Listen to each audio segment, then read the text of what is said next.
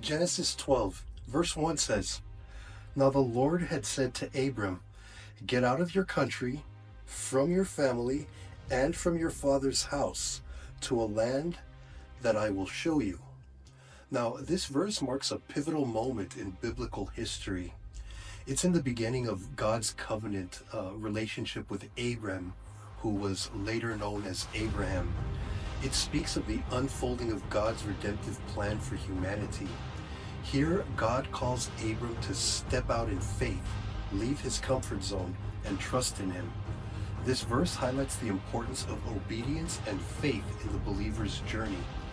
God's command to get out required Abram to leave behind the physical location of his home.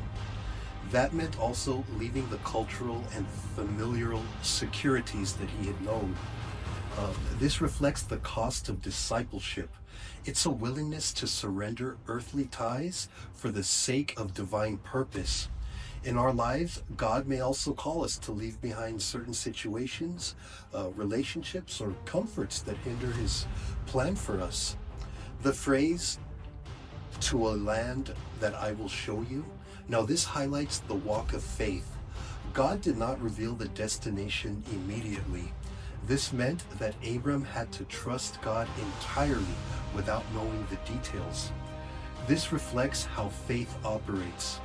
It's believing in what we cannot see and trusting God's promises.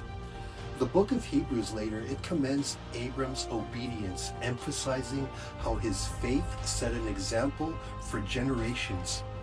God's call here also points to a larger narrative.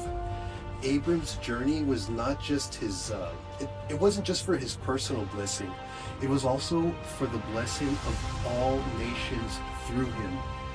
This foreshadows the coming of Christ, the ultimate fulfillment of the promise through whom all people are blessed.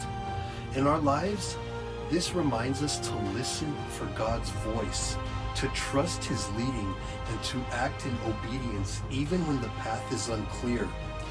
When we step out in faith, we align ourselves with his divine purpose. We can unlock the blessings that he has in store for us. It's not just for us, but it's for others through us. Will you trust God today to lead you to the land that he has prepared for you?